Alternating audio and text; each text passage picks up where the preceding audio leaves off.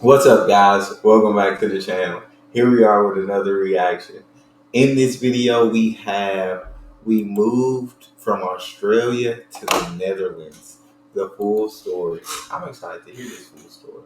Before we dive in, if you guys happen to enjoy, please don't forget to subscribe. Give the video a thumbs up. If you'd like to support this channel by becoming a member, all you gotta do is hit the join button to receive your exclusive benefits. Stop in. Hi guys, welcome back to Two Dutch Aussies. 6 months ago, we packed our lives into 2 suitcases and moved halfway across the world from Australia to the Netherlands. That's so wild. It's been exciting, challenging, and a whole lot of fun. This is our honest experience moving to the Netherlands from outside of the EU. We hope you enjoy.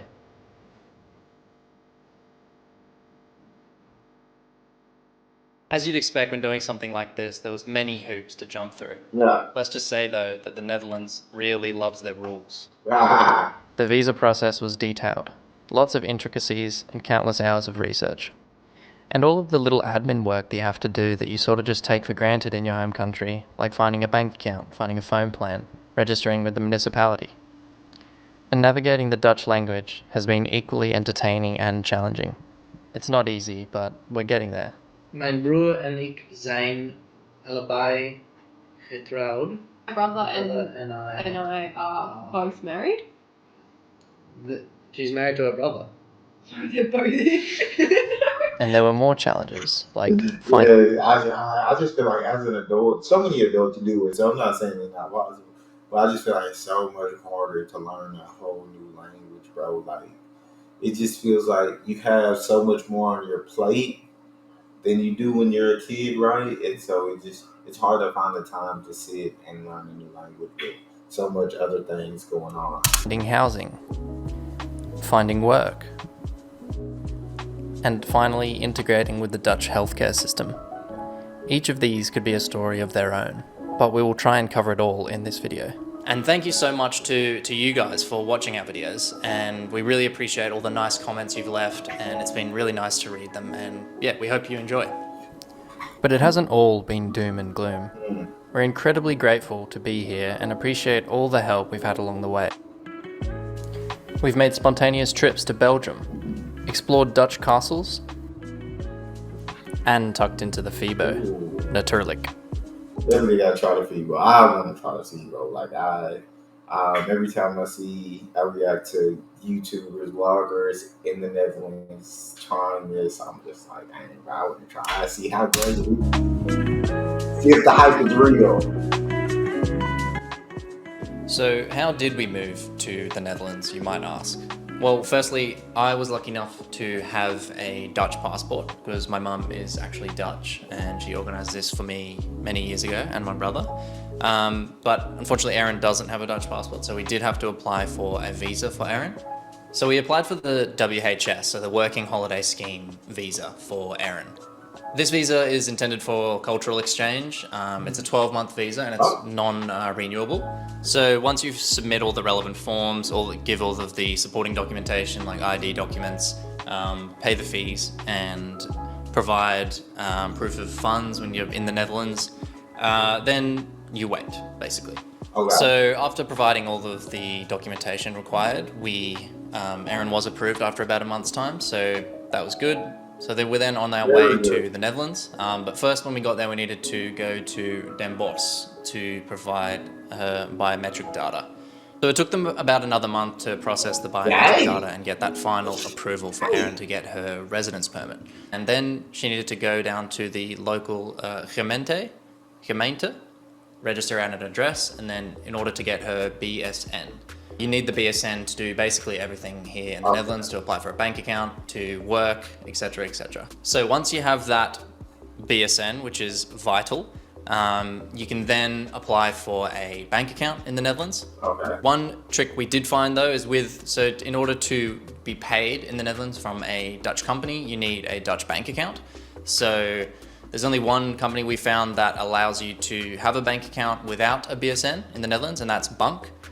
I could be wrong here, so correct me if I'm wrong, but they allow you to open a bank account and start transacting on it 90 days before you receive your BSN. So once you have your BSN and you've registered with... I feel like to me, it's crazy like that. They're the only ones that do that, and I guess I don't know how many foreigners are moving to the Netherlands each year, so I don't know if there's even a market or a demand for more banks that will do that. But I would assume there is, but I guess I don't know the details, so it's hard for me to comment. The local municipality, the gemeente, you can then apply. You then need to apply for your Digi-ID. Stands for digital identification. It's what they use here in the Netherlands for you to access online services from the government, such as your health services and your tax portal and that sort of thing. So you then have to apply for a Digi-ID, Digi-D, and then they will send that to you in the mail after a week or so of processing. The only issue with this visa, the working holiday scheme, is that it is a 1 year visa. So it's strictly 12 months only, non-renewable.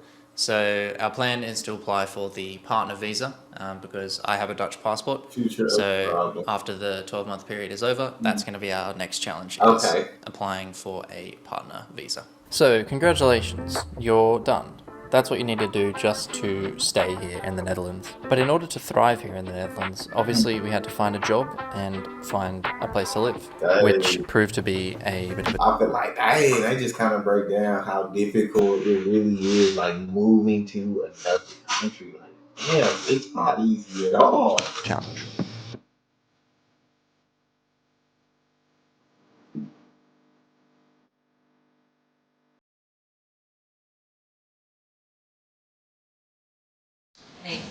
Hey. When doing a move like this, you can't tick all of the boxes straight away. So that means taking what you can get and running with it. For the last few months I've been working as a hovenier in a small town in the Netherlands. In this job I've had plenty of opportunities to practice my Dutch. After countless applications and interviews, I finally found a new job in Rotterdam, and I couldn't be more excited. And the interview process certainly taught me a lot about the famous Dutch directness. Back in Australia, I trained as a registered nurse and worked in the operating theatres as a scrub nurse for about 3 years. Nursing is a pretty universal career and you can kind of get a job anywhere, but obviously in the Netherlands, they practice and work in Dutch, so I need to be able to communicate with the patients. I get that. So in order to have my registration transferred, I need to pass a B1 level Dutch exam. So it's going to take a while before I'm at a professional level. So in the meantime, I was looking for either a retail or hospitality job, as that's what I did while I was studying. I preferred the old-fashioned way of going in and out of as many places as I could and talking to people in person and asking if they're looking for anyone until I found the perfect place. It took me about 10 goes, but I finally found it. So I'm currently working as a waitress, aka servierster. Servierster? Yeah. Serviersta. Serviersta. I think that's absolutely dope though. She has to learn a whole new language just to get her traveling nurse permit, like just to get registered in it.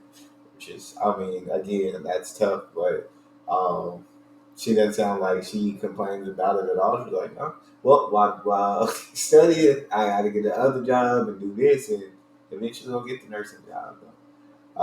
She really just sounds happy to be in the Netherlands. At one of the biggest restaurants near where we live in Tilburg. I'm really, really enjoying it. It's been great to practice my Dutch with the customers, and also I've made an amazing group of friends and they've made me feel really welcome in Tilburg. That's awesome. So we're here at our Dutch lesson. So we found a really nice one down in Eindhoven. That lady was going to ask me a question, but she looked very Dutch. I'm so glad I can't speak Dutch. Okay. Yeah, so we found like a really small class in Eindhoven, not too expensive. The ones that we tried to get were all booked out. We were like 2 days too late, but I think it's a sign. It's a sign. But this one's really good. It's like a really small class, so hopefully we make some friends as well. And yeah, so she kind of puts you on the spot a little bit, but I kind of like that. Yeah, so as soon as you come in, she just like gets you to introduce yourself and kind of like puts you on the spot. And yeah, it's good. It's good. It kind of makes you, like, forces you to learn the language a little bit. I feel that. But yeah, we're only on week 4, so hopefully by the end of like week 17 or something like that, hopefully we are maybe not fluent, but know a lot more than what we do now. So let's go. So that last clip was filmed a few months ago, and I think it's safe to say that we are not fluent. Ons Nederlands is niet zo goed. En Nederlands is een heel moeilijk taal. Dutchies talk very fast. I feel that. Kan je iets langzamer praten? Ja, oké. Helemaal goed. I'll do it. We wanted to live in Brabant. There's so much more to the Netherlands than just Amsterdam. And plus, Brabant is where the heart is for us. We know how lucky we were to find this place with the housing crisis that's going on in the Netherlands at the moment. So we're very grateful for our little place in little old Tilburg. There's been many highs and lows throughout this journey, but we're incredibly proud of what we've achieved so far. Some of the lows include cycling 10 kilometres to my gardening job in the rain at 6 a.m. only to find that work is called off, and then having to ride 10 kilometres back in the rain. That sucks so much. We've had success. It is 2:30 p.m. and we've had success. So if you're like us and you're unsure on whether you should take that leap, well, I think you should. I think you should go for it. Dust off those clogs and go for it. I don't think you'll regret it. There you go. We didn't. And they seem like an absolutely genuinely amazing couple, like two really down to earth, genuine people. That's all we have. I hope that y'all enjoyed. If so, don't forget to subscribe, give it a thumbs up. Check out the next. I'll see y'all next time.